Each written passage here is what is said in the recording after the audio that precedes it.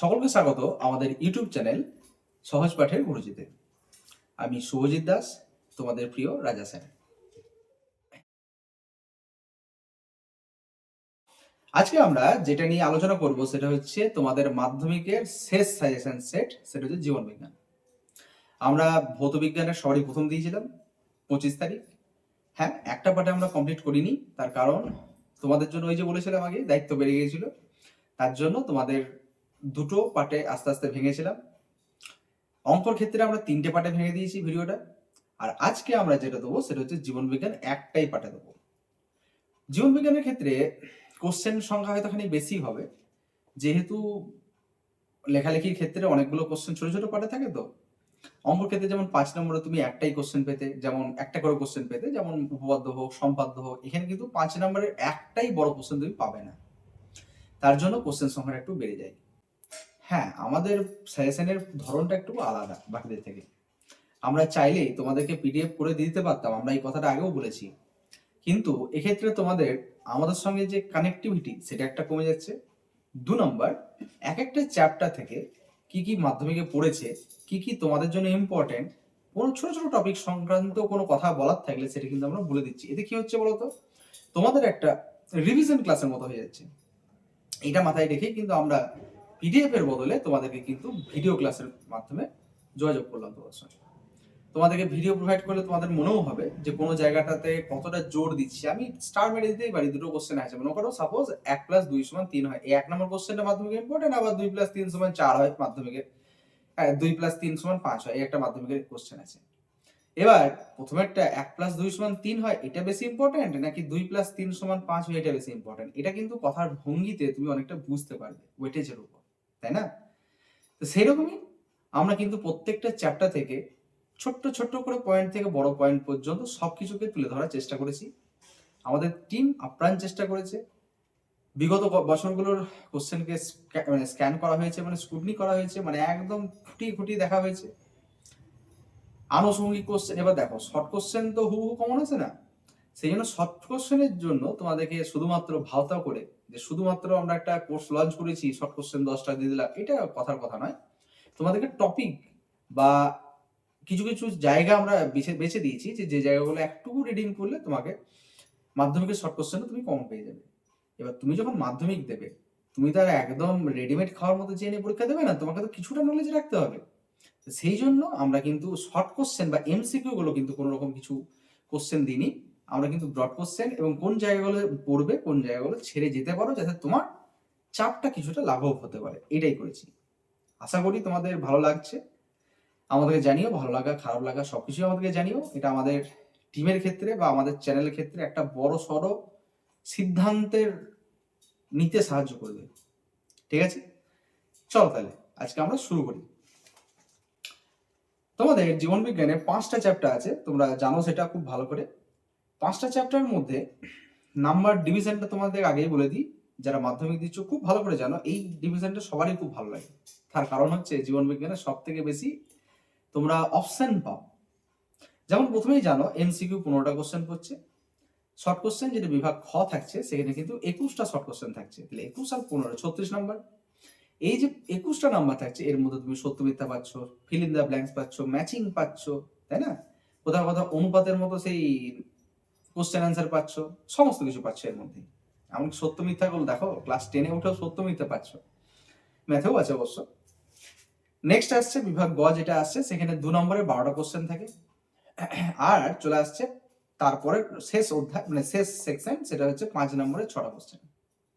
ঠিক আছে, এবার আমরা একটা একটা করে চ্যাপ্টারকে বলে বলে যাই। খাতা পেন নিয়ে তোমরা আশা করি রেডি হয়ে গেছো, তার কারণ আজকে কিন্তু অনেকগুলো কোশ্চেন হবে। হয়তো ভিডিওটা লম্বাও হতে পারে, দেখা যাক শেষ পর্যন্ত কত হয়, এখন তো বলতে পারছি না। চলো তাহলে শুরু করি। 1 নম্বর চ্যাপ্টার, যেটার নাম হচ্ছে জীবজগতের নিয়ন্ত্রণ ও সমন্বয়। প্রথমেই জানো যে এখান থেকে 5 নম্বরের কোশ্চেন এবছর চোখ পড়ে গিয়েছে। 2024-এ কিন্তু স্নায়ু পড়েছিল। স্নায়ু বলতে স্নায়ু কোষের নিউরনের যে গঠন, সেটা কিন্তু 2024-এ পড়েছে। তাহলে এখান থেকে কি কি পড়বে আমরা সেটার উপর দেখব। চলো আগে 5 নম্বরের তো কিছু পড়ার নেই, এখানে জানো ভালো করে, এখান থেকে ছবি পড়ে। 5 নম্বরের ছবি এক্ষেত্রে ইম্পর্টেন্ট তোমাদের আছে। আমরা 1 নম্বর চ্যাপ্টার জীবজগতের নিয়ন্ত্রণ ও সমন্বয় এখান থেকে দেখি। 2025-এ এখান থেকে 5 নম্বরের চোখ পড়েছে, চোখের চিত্র মানব চোখ মানে চোখে একটা চিত্র অঙ্কন করতে বলেছে, এবং সেক্ষেত্রে তোমাদের কয়েকটা অংশ চিহ্নিত করতে বলেছিল। 2024-এ স্নায়ুকোষ বা নিউরনের চিত্র পড়েছিল এখান থেকে। বেশ, ঠিক আছে। এখান থেকে 5 নম্বরে জানো ছবি ছাড়া কিন্তু আর কিছু পড়ে না। 2 নম্বরের কোশ্চেনে পড়ে, শর্ট কোশ্চেন তো আছে। বেশ, 2026-এ যারা মাধ্যমিক দিচ্ছ তাদের জন্য তাহলে এখানকার প্রথমে যে কোশ্চেনটা দেখবে সেটা হচ্ছে কিন্তু স্নায়ুকোষ বা নিউরন, অবভিয়াসলি এই কোশ্চেনটা থাকবেই।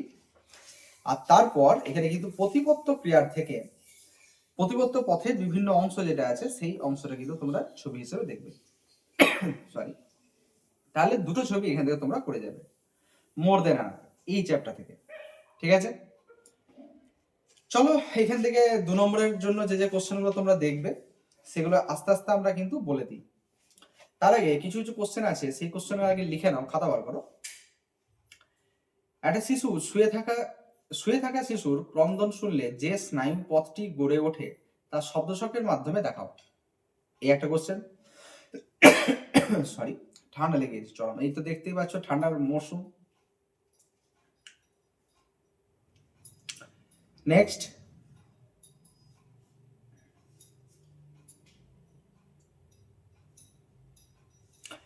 মাছের গমন পদ্ধতির নাম কি? গমনে পাখনার ভূমিকা উল্লেখ করো। এটা একটা কিন্তু ইম্পর্টেন্ট কোশ্চেন তোমাদের জন্য। ঠিক আছে, আগে আমরা স্নায়ুকোষ বলে দিয়েছি। তারপর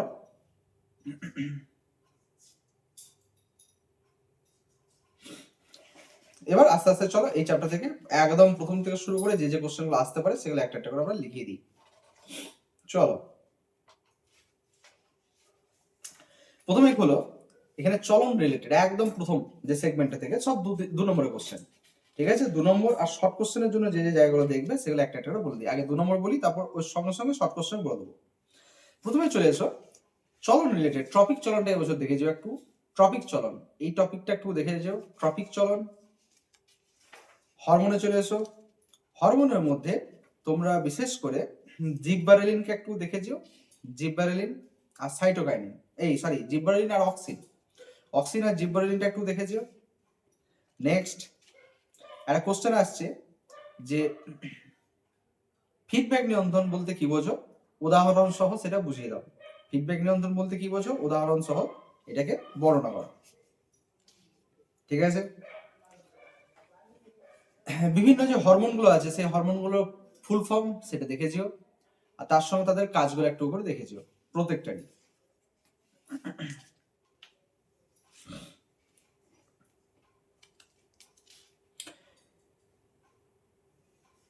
তারপর কাজের ভিত্তিতে স্নায়ুর প্রকারভেদ করো, এটা একটু করো। নিউরোট্রান্সমিটার, এই টপিকটা একটু দেখে যাও। নিউরোট্রান্সমিটার এখান থেকে কিন্তু কাজগুলো আসতে পারে বা শর্ট কোশ্চেন হিসেবে সেগুলোর এক্সাম্পল আসতে পারে। বেশ, প্যাভলভের যে পরীক্ষাটা আছে সেটা একটু দেখে যাও। প্যাভলভের পরীক্ষা, আশা করি তোমরা নামগুলো চিনতে পারছো, পয়েন্ট পয়েন্ট করে লিখে রাখো। উপযোজন, এই টপিকটা একটু দেখে যেও উদাহরণ সহ। এই কোশ্চেনটা খুব ইম্পর্টেন্ট তোমাদের জন্য।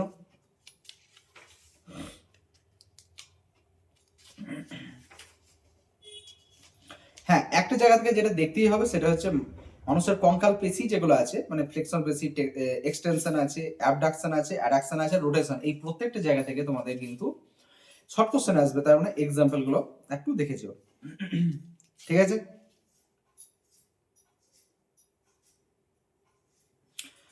নেক্সট আরেকটা কোশ্চেন, দুটি স্টেরয়েড জাতীয় হরমোনের নাম লেখো। নেক্সট, বিএমআর বৃদ্ধিকারী হরমোনগুলোর নাম লেখো। এরকম টাইপের কোশ্চেন, এগুলো শর্ট কোশ্চেন হিসেবে আসবে।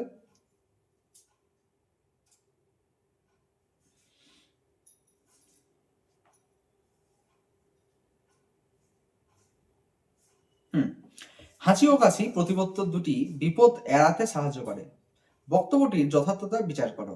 ব্যাস, এই কটা কোশ্চেন মোটামুটি 1 নম্বর চ্যাপ্টার থেকে তোমরা করে রেখো, তাহলে এই চ্যাপ্টারটা কমপ্লিট। হয়েছে? চলো তাহলে আমরা পরের চ্যাপ্টারে যাই।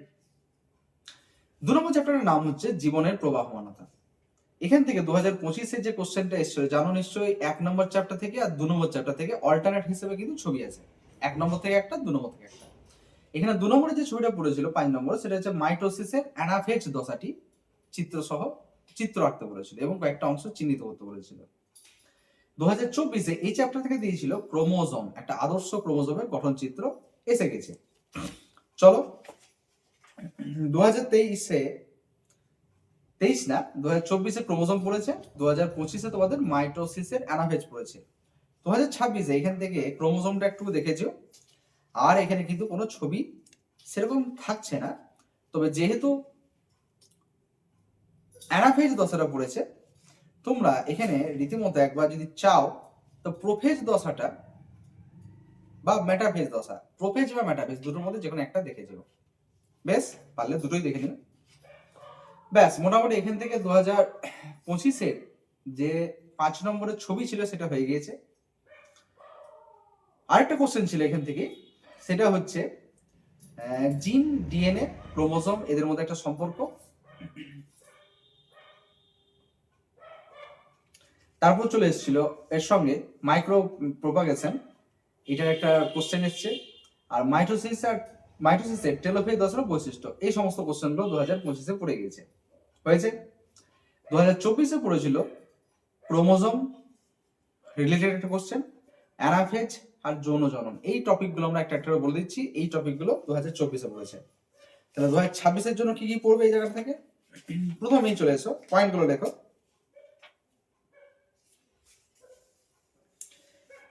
সেন্ট্রোমিয়ারের অবস্থান অনুযায়ী ক্রোমোজোমের শ্রেণীবিন্যাস, সেন্ট্রোমিয়ারের অবস্থান অনুযায়ী ক্রোমোজোমের শ্রেণীবিন্যাস। তারপর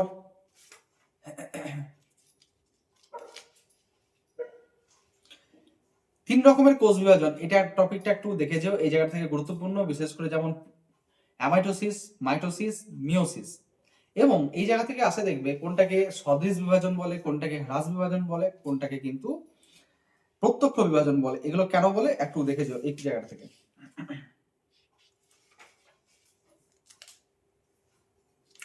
আরো একটা কোশ্চেন আছে যে প্রোফেজ ও টেলোফেজ এর ক্ষেত্রে বিপরীত ধর্মী পরিবর্তন ঘটে, উক্তিটি বিশ্লেষণ করো। এইখানে এর সঙ্গে একটা কোশ্চেন আছে, এন্টোমোলিফিলি কি? ঠিক আছে, নেক্সট কোশ্চেন।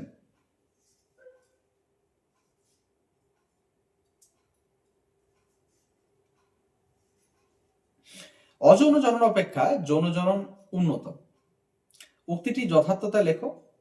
পক্ষী পরাগী ফুলের বৈশিষ্ট্য লেখো। ঠিক আছে, তারপর ছবিতে তোমাদেরকে বললামই যে একটা আদর্শ ক্রোমোজোমের ভৌত গঠন চিত্র অঙ্কন করো এবং নির্দেশিত অঞ্চলগুলি চিহ্নিত করো। একটা করেছো এখানকার মধ্যে।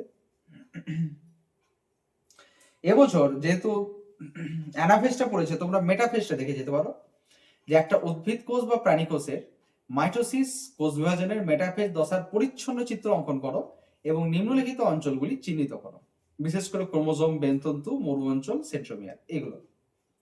আচ্ছা, ছবি যখন হচ্ছে তখন আরো দুটো ছবি বলে রাখছি, এই দুটো খুব একটা ইম্পর্টেন্ট নয়, একটা ইম্পর্টেন্ট আছে। যেমন উদ্ভিদের নিষেকের চিত্র অঙ্কন করো ও নিম্নলিখিত অংশগুলি চিহ্নিত করো, যেমন পরাগনালী, গর্ভদণ্ড, গর্ভমুণ্ড, ডিম্বাশয়, ডিম্বক, ডিম্বাণু, প্রতিপাদ কোষ, নির্ণীত কোষ, সহকারী কোষ। আমরা নটাই বলে দিলাম, মানে যতগুলো হয় ততগুলোই বলে দিলাম। এখানকার মধ্যে যে কোনো চারটে আসতে পারে, যার জন্য একটু দেখে যে ছবিটা। আর আদর্শ ফুলের চিত্র অঙ্কন করে বিভিন্ন অংশ চিহ্নিত করো, এটা খুব একটা আসে না, তবে দেখে যেতে পারো একটু। তোমাদের মোট দেখো অনেকগুলো ছবি হয়েছে। একটা হচ্ছে চোখের ছবি, এই চোখ তো পড়ে গিয়েছে, স্নায়ুর ছবি, তারপর চলে আসছে ক্রোমোজোমের ছবি, মেটাফেজ তার ছবি একটা, উদ্ভিদের নিষেকের যে ছবিটা আছে সপুষ্পক উদ্ভিদের, আর একটা আছে ফুল, আদর্শ ফুল। এই পাঁচটার মধ্যে দেখবে দুটোই পড়ে গেছে। ঠিক আছে, তবে বেশি কিছু করার দরকার নেই, আমরা আরো একটু জোর দিচ্ছি কোনো কিছুর উপর। সেটা হচ্ছে প্রথমেই তোমরা করে রাখো নিউরন, হয়েছে, আর করে রাখো তোমার প্রতিবর্ত ক্রিয়া। ব্যাস, এই দুটো করে রাখো, দুটোর মধ্যে একটা পেয়ে যাবে, এইটুকু অ্যাসিওর আমাদের তরফ থেকে।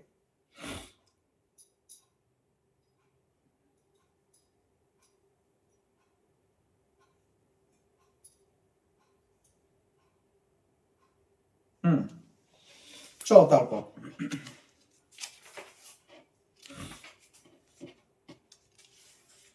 জনন যে জায়গাটা আছে সেই আচ্ছা একটা কথা বলি, সেটা হচ্ছে ক্রসিং ওভারটা একটু দেখেছো। ক্রসিং ওভার গুরুত্বপূর্ণ প্রশ্ন। ক্রসিং ওভার বেশ লিখছো তো? শর্ট কোশ্চেনের জন্য অজন জনন যে পার্টটা আছে অ্যাসেক্সুয়াল রিপ্রোডাকশন, এখানে প্রত্যেকটার পদ্ধতিগুলোর নাম একটু দেখেছো। যেমন তোমাকে দিতে পারে, কনফিউজ হয়ে যায় দ্বিবিভাজন আর বহু বিভাজন। অনেকেই দ্বিবিভাজনের অ্যান্সার গুলো বহু বিভাজন করে দেয়, আর বহু বিভাজন যেটা আছে সেটার অ্যান্সারটা দ্বিবিভাজন করে দেয়। এটা কিন্তু ঠিক নয়, দুটোর মধ্যে পার্থক্য আছে। কি পার্থক্য সেটা আস্তে আস্তে বলছি আমরা। তারপর কোরকদগম যেগুলো আছে,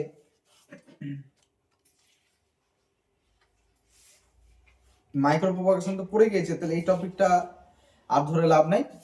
ফার্নের জনুক্রম রেখাচিত্রের সাহায্যে বর্ণনা করো, 5 নম্বর একটা কোশ্চেন, ইম্পর্টেন্ট।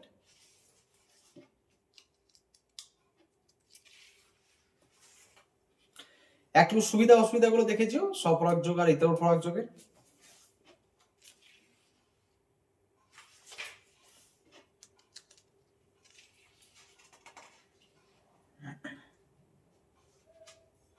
মানব বিকাশের বিভিন্ন দশা যেগুলো আছে সেগুলো একটু শর্ট কোশ্চেনের জন্য দেখেছো। 2 নম্বরে একটা কোশ্চেন আসতে পারে যে মানুষের বিকাশের দুটি পর্যায়ের বৈশিষ্ট্য উল্লেখ করো যে দুটি একে অপরের বিপরীত ধর্মী। ঠিক আছে, তাহলে এরকম টাইপের কোশ্চেন দেখেছো। ব্যাস 2 নম্বর চ্যাপ্টার থেকে আর কিছু নেই। ঠিক আছে, মোটামুটি এগুলো করলে যথেষ্ট। চলো তাহলে আমরা 3 নম্বরের দিকে এগোই। 3 নম্বর চ্যাপ্টারটা হচ্ছে বংশগতি এবং কয়েকটি সাধারণ জিনগত রোগ। 2025-এ এখান থেকে বেশ ভালো ভালো কোশ্চেন পড়েছিল। মোটর গাছের প্রচ্ছন্ন প্রকট বৈশিষ্ট্য সংক্রান্ত 3টে টপিককে নিয়ে আলোচনা করতে বলেছিল। বর্ণান্ধতা এই জায়গা থেকে রোগের একটা পড়েছিল। এর অল্টারনেট হিসাবে ছিল বিবিআরআর, মানে দ্বিসংকর জননের যে চেকার বোর্ড, সেটা একটা পড়ে গিয়েছে। ব্যাস 2024-এও কিন্তু দ্বিসংকর জনন থেকে একটা কোশ্চেন পড়েছিল, চেকার বোর্ড। তার সঙ্গে দ্বিসংকর জনন সংক্রান্ত সূত্র ছিল। আর এর অল্টারনেট হিসেবে লিঙ্গ নির্ধারণে একটা যে কোশ্চেন আছে, মানব লিঙ্গ নির্ধারণের যে পদ্ধতিটি, সেটি চেকার বোর্ডের সাহায্যে দেখাও। আর থ্যালাসেমিয়া রোগ থেকে একটা কোশ্চেন পড়ে গেছে। তাহলে আমাদের এটা আইডিয়া থাকলো গত 2 বছরের কোশ্চেন। 2026-এ যারা মাধ্যমিক দিচ্ছ তাদের জন্য চলো দেখা যাক কি কি টপিক দেখবে এখানে। প্রথমে আগে বলে দিই বড় কোশ্চেনের জন্য। বড় কোশ্চেনের জন্য তোমাদের দেখতে হবে মেন্ডেলের মটর গাছ নির্বাচনের কারণগুলো। নোট ডাউন করো। মটর গাছের নির্বাচনের কারণ, 7 জোড়া যে বিপরীত বৈশিষ্ট্য ছিল সেই বৈশিষ্ট্যগুলো একটু চোখ বুলিয়ে ছিল 2 নম্বরের কোশ্চেনের জন্য বা 1 নম্বরের কোশ্চেনের জন্য। ম্যান্ডেল মটর গাছকেই কেন নির্বাচন করলেন, এটা কিন্তু 5 নম্বরের কোশ্চেনে কোন একটা পার্টে পেতে পারো, 2 নম্বর বা 3 নম্বরের হিসাবে। আবার বলে রাখি, ইমাস্কুলেশন এই টপিকটা 2 নম্বরের জন্য পাবে, ইমাস্কুলেশন। ঠিক আছে, এবছর কিন্তু এক সংকর জনন সংক্রান্ত চেকার বোর্ডটা একটু দেখেছি। গত পরপর 2 বছর কিন্তু দ্বিসংকর জনন থেকে পড়েছে। তাহলে এক সংকর জনন সংক্রান্ত যেসব চিত্রগুলো আছে সেগুলো একটু ভালো করে দেখেছি।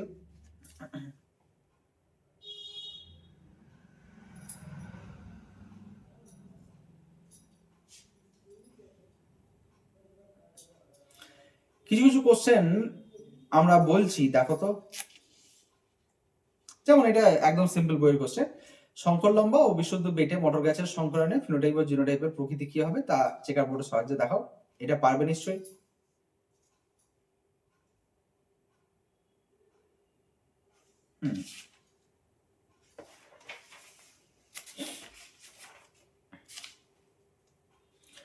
টপিকটা আবার লেখো, অসম্পূর্ণ প্রকটতা। এটা চেকার বোর্ডের সাহায্যে তোমাকে দেখাতে হবে। অসম্পূর্ণ প্রকটতার বিষয়টি চেকার বোর্ডের সাহায্যে বর্ণনা করো। ঠিক আছে,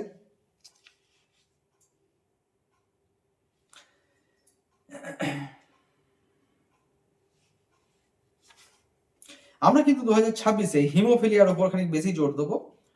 হিমোফিলিয়া, বেশ, হিমোফিলিয়া আর থ্যালাসেমিয়া এই দুটো, তার মধ্যে হিমোফিলিয়াটা খানিক বেশি করে জোর দেবো।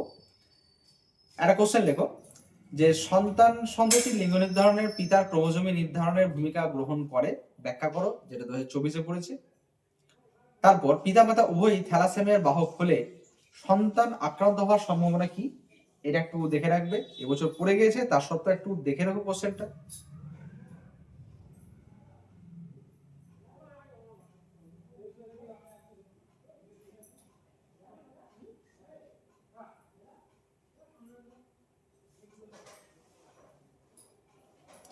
তারপর একটি জীবের জিনোটাইপ বৈশিষ্ট্য, মনে করো capital A small A, capital B small B, capital C small C, এই জীব থেকে কত প্রকার গ্যামেট উৎপন্ন হতে পারে বলে তুমি মনে করো? এরকম কোশ্চেন 2 নম্বরের জন্য ইম্পর্টেন্ট। তারপর একটি প্রকট বৈশিষ্ট্যযুক্ত জীব বিশুদ্ধ বেগুনি ফুল ও একটি প্রচ্ছন্ন বৈশিষ্ট্যযুক্ত বিশুদ্ধ সাদা ফুলের সংকরণ ঘটানো হলে F1 আর F2 জনুর উৎপন্ন ফুলের ফিনোটাইপ ও জিনোটাইপের প্রকৃতি নির্ণয় করো। ঠিক আছে, 3 নম্বরের জন্য। নেক্সট এই কোশ্চেনটা, এইখানে পরপর দুটো কোশ্চেন বলবো, এই দুটো কোশ্চেনই খুবই ইম্পর্টেন্ট। একটা অলরেডি আগে বলেছি, তাও রিপিট করছি আমরা কোশ্চেনটা। সমস্ত টেস্ট ক্রসই ব্যাক ক্রস, কিন্তু সমস্ত ব্যাক ক্রস টেস্ট ক্রস নয়। যুক্তি দিয়ে বুঝিয়ে দাও। সংকর বৈশিষ্ট্য প্রকাশ, জিনগত বৈশিষ্ট্য প্রকাশ ও প্রয়োজনীয় জিনের সংখ্যার উপর ভিত্তি করে প্রকট বৈশিষ্ট্য ও প্রচ্ছন্ন বৈশিষ্ট্যের পার্থক্যটি নিরূপণ করো। ইম্পর্টেন্ট কোশ্চেন, না পেলে আমাদেরকে জানাবে। নেক্সট যেটা আমরা একটু আগে বললাম, কোশ্চেনটা গুছিয়ে বলছি। মেন্ডেলের এক সংকর জননী পরীক্ষাটি চেকার বোর্ড সহযোগে বর্ণনা করো। মেন্ডেল তার বংশগতি সংক্রান্ত পরীক্ষায় মটর গাছ কেন নির্বাচন করেছিলেন? আমরা অলরেডি এই দুটো টপিককে বলেছিলাম, সেটা কোশ্চেন আকারে তোমাদেরকে বলে দিলাম।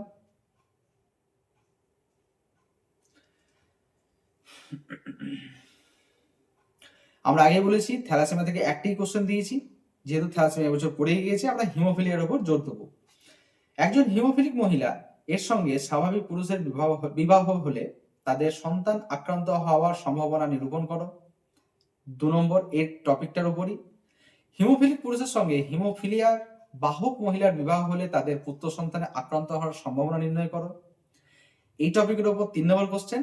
হিমোফিলিক পিতা ও স্বাভাবিক মাতা এর কন্যা সন্তান আক্রান্ত হওয়ার সম্ভাবনা কিরূপ হবে? পরপর 3টে এই টপিকটার উপর।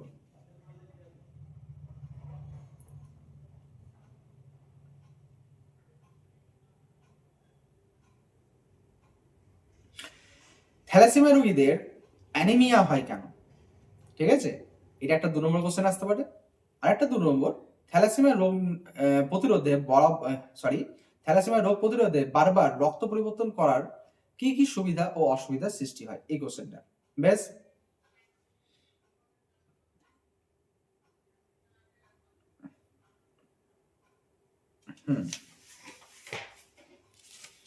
জেনেটিক কাউন্সিলিং এর গুরুত্বটা একটু দেখে রেখো, যদিও বা এই টাটকা টাটকা পড়েছে তা সত্ত্বেও। তাহলে আমাদের 3 নম্বর চ্যাপ্টার শেষ হয়ে গেল। চলো তাহলে 4 নম্বরের দিকে যাই আমরা। 4 নম্বর চ্যাপ্টারটা অভিব্যক্তি ও অভিযোজন। এখান থেকে 2025-এ যেগুলো পড়েছে সেটা হচ্ছে 5 নম্বরের জন্যই বলছি, কারণ 2 নম্বর কোশ্চেন রিপিট হতে পারে আবার।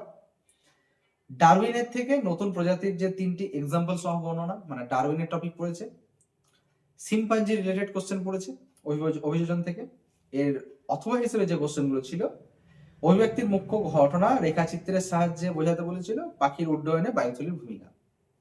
2024-এ দেখো কোশ্চেন, হৃৎপিণ্ড যেটা মানব হৃৎপিণ্ড যেটা বলেছিল, মানে মানব হৃৎপিণ্ড না, অভিব্যক্তির সাপেক্ষ হিসেবে, মানে প্রমাণ হিসেবে হৃৎপিণ্ডের যে গঠনগত পরিবর্তন হয়েছে সেটা।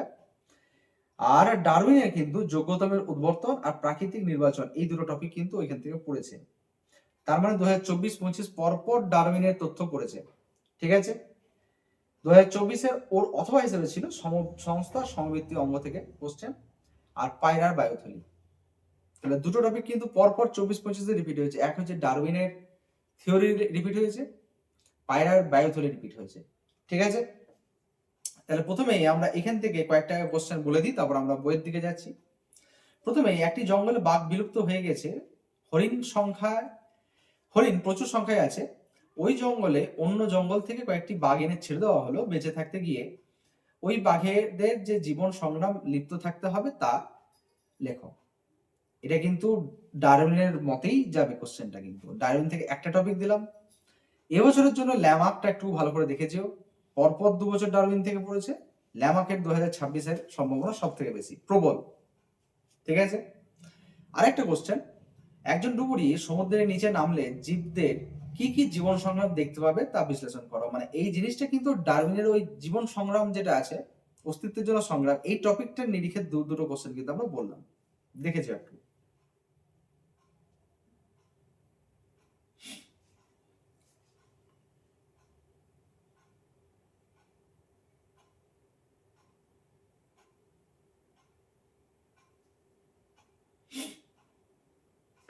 তারপর অজৈব পদার্থ থেকে জৈব পদার্থের সৃষ্টি হয়। পরীক্ষার সাহায্যে মিলার ও উড কিভাবে প্রমাণ করেন? অথবা কোশ্চেন এরকম ভাবে আসতে পারে যে জীবনের জৈব রাসায়নিক উৎপত্তি সম্পর্কে মিলার ও উডের পরীক্ষাটি উল্লেখ করো। পরীক্ষায় ব্যবহৃত যন্ত্র, পরীক্ষার পদ্ধতি, পর্যবেক্ষণ ও সিদ্ধান্ত বিষয়ের দুটি অথবা তিনটি বিষয়ের উপর নির্দিষ্ট করে প্রশ্নগুলো আসে। বুঝতে পারছো তো? তাহলে মেইনলি মিলার উডের যে কনসেপ্টটা আছে বা যে পরীক্ষাগুলো আছে সেটা একটু লক্ষ্য করে যাও। ঠিক আছে?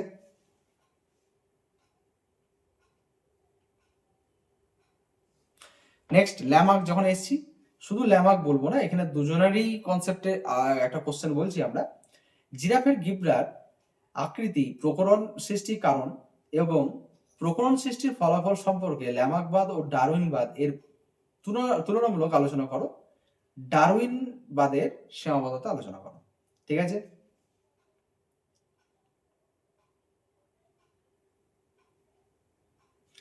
ল্যামার্ক থেকে শুধু একটা কোশ্চেন দিচ্ছি। ল্যামার্কের মতে ব্যবহারের ফলে অঙ্গ সুগঠিত হয় এবং অব্যবহারের ফলে অঙ্গের অবলুপ্তি হয়। উদাহরণ দিয়ে বুঝিয়ে দাও। ওর সঙ্গে 2 নম্বর কোশ্চেন, অভিব্যক্তিতে লুপ্তপ্রায় অঙ্গের ভূমিকা লেখো। ঠিক আছে? একটা ছোট্ট কোশ্চেন 2 নম্বরের জন্য, মিসিং লিঙ্ক কাকে বলে? উদাহরণ লেখো। নেক্সট আবার 2 নম্বর কোশ্চেন, অর্কিওপটেরিক্স একটি মিসিং লিঙ্ক যুক্তি দাও। ঠিক আছে?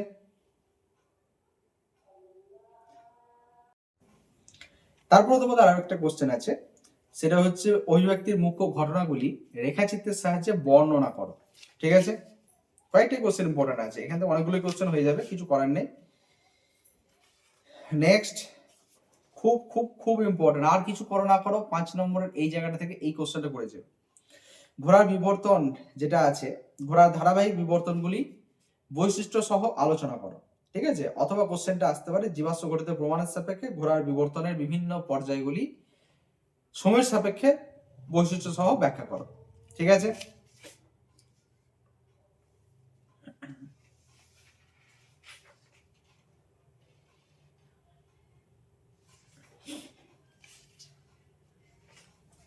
তারপর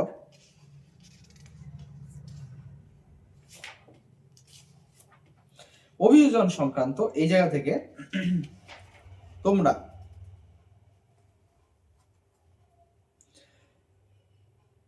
ক্যাকটাস বা ফণিমনসা এই জায়গাটা একটু দেখে দেখো।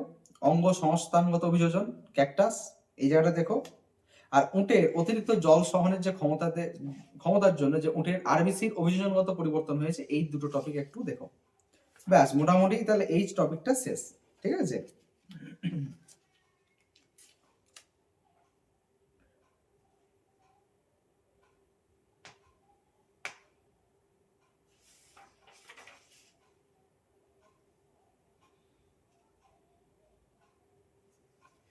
ব্যাস চলো তাহলে আমরা এর পরের চ্যাপ্টারে যাই, 5 নম্বর চ্যাপ্টার।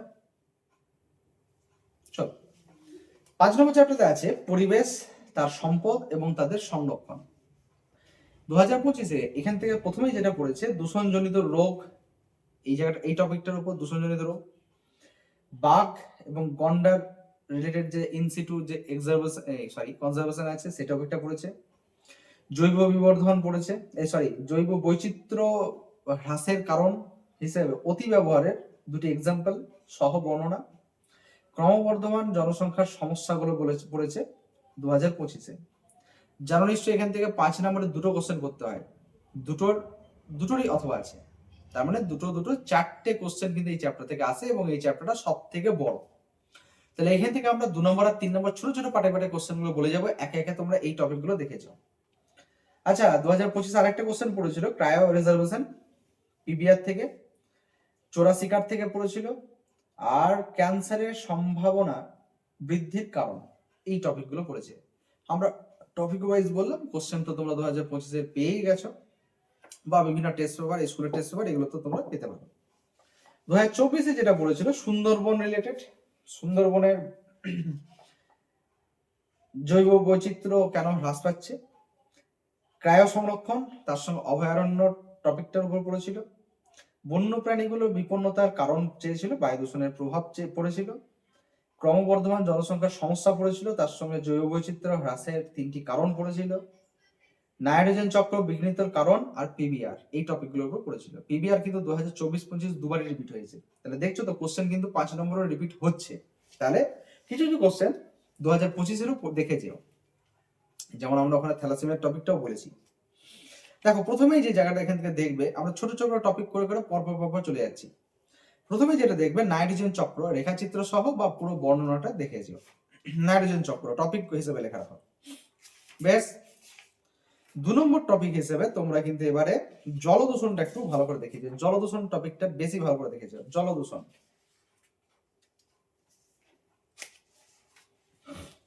ক্রমবর্ধমান জনসংখ্যার সমস্যাগুলো দেখে যেও। ক্রমবর্ধমান জনসংখ্যার সমস্যা, ব্রঙ্কাইটিস রোগটা দেখে যেও। জৈব বৈচিত্র্যের গুরুত্ব, এটা কিন্তু 5 নম্বর টপিক হিসেবে পড়তে পারে। এবার এখানে 2-3 করে থাকতে পারে, যেমন অর্থনৈতিক গুরুত্ব আসতে পারে, বা হয়তো দেখা গেল জলবায়ু নিয়ন্ত্রণের ভূমিকা আসতে পারে, এরকম টপিক। একটা কোশ্চেন দিচ্ছি স্টার, ট্রিপল স্টার, এটা আমাদের তরফ থেকে ট্রিপল স্টার। জৈব বৈচিত্র্যের হটস্পট নির্ধারণের শর্ত, আর ভারতে যে 4টা হটস্পট আছে সেই প্রত্যেকটার সীমানা, প্রত্যেকটাতে কি কি কনজারভেশন করা হয় সেগুলো কিন্তু লিখে রাখতে হবে। বেশ, দেখে রেখো।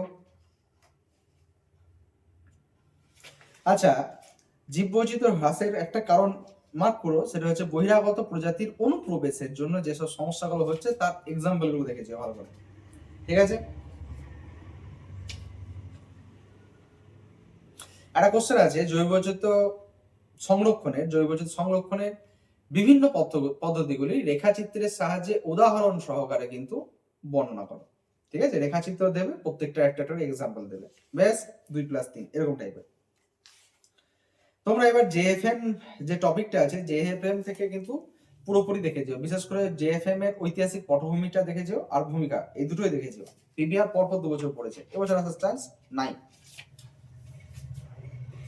এবছর কিন্তু কুমির সংরক্ষণটা দেখে যেও। কুমির, রেড পান্ডা। ঠিক আছে, তাহলে আমরা টপিক ওয়াইজ শেষ করে দিলাম। কিছু কিছু কোশ্চেন আছে এখন যেগুলো তোমরা লিখে নাও, বার করো খাতা, বার করে আছো। এসপিএম কি? বিশ্ব উষ্ণায়নে বিভিন্ন গ্রিন হাউস গ্যাসের ভূমিকা লেখো। জৈব ভূ রাসায়নিক চক্র কাকে বলে, এর শ্রেণী বিভাগ করো। অ্যাসিড বৃষ্টি কি?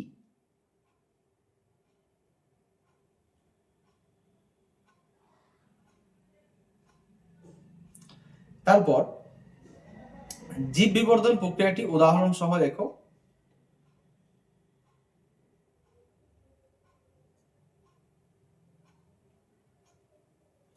তারপর এই কোশ্চেনটা একটু ভালো করে লক্ষ্য করে যেও, না পারলে আমাদেরকে জানি কোশ্চেনটা। নয়েজ ইনডিউসড হিয়ারিংস এবং মাস্কিং প্রভাব কাকে বলে, এই কোশ্চেনটা।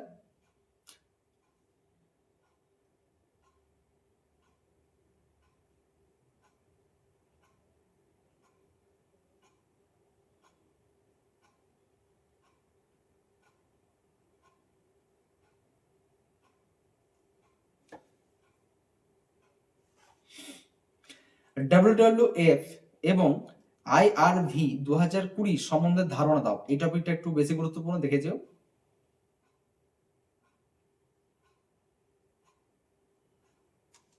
নাইট্রোজেন চক্র আগে আমরা বলেছি। সমুদ্রের জলের উচ্চতা বৃদ্ধির জন্য দ্বীপভূমির নিমজ্জন ও কৃষি জমির সমস্যা, সুন্দরবনের পরিবেশগত সমস্যা ব্যাখ্যা করো। জৈব ভঙ্গুর দূষক ও জৈব অভঙ্গুর দূষক এর উদাহরণ দাও। তোমাদের যদি কথাগুলো খুব স্পিডে হয়ে যায় বা পরপর লিখতে না পারো, তোমরা কিন্তু পজ করে করে রিপ্লে করে করে দেখে নিও জায়গাটা। বেশ, কারণ অনেক কোশ্চেন বলতে হচ্ছে তো, ভিডিওটা এমনিতেই অনেক বড় হয়ে যাচ্ছে, সেই জন্য কিন্তু একটুকু ফাস্ট আমাদেরকে বলতে হচ্ছে।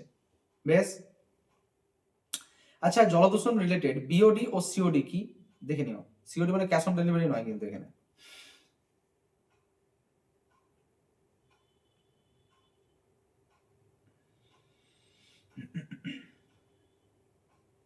ব্যাস, মোটামুটি এই কোশ্চেনগুলো দেখেছো, তাহলে এই মোর দেনা না। জীবন বিজ্ঞানের ছোট ছোট কোশ্চেন হয়, তাহলে ছোট ছোট একটু তোমাকে পড়তে বেশি হবে, তাই তো? বেশ, দেখো আমরা আবারও আসছি। আমাদের মোটামুটি সাজেশন সেট কমপ্লিট হয়ে গেল। তোমাদের 2026-এর যে কোর্সটা ছিল নর্মালি, সেটা কিন্তু ক্লোজ হয়ে গেল। কিন্তু আমরা যেটা কথা দিয়েছিলাম যে আরো কিছু কিছু বাড়তি ক্লাস আসবে, সেই বাড়তি ক্লাসের জন্য আমরা কিন্তু একটা একটা করে ডেট দেবো। একদিন আগে থেকে আমরা জানিয়ে দেবো, ইনফর্ম করে দেবো গ্রুপে।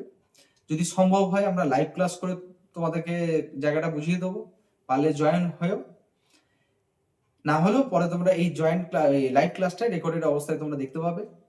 আশা করি যেদিন আমাদের লাইভ ক্লাস হবে তার 2-3 দিন আগে আমরা কিন্তু এটা ইনফর্ম করে দেবো, যাতে তোমরা আমাদের সঙ্গে টাচে থাকতে পারো। ঠিক আছে, বুঝতে পারছো? চলো তাহলে আজকে এত দূর পর্যন্তই থাক, আবারও পরের ভিডিওগুলো তোমার সঙ্গে দেখা হচ্ছে। চলো, টাটা।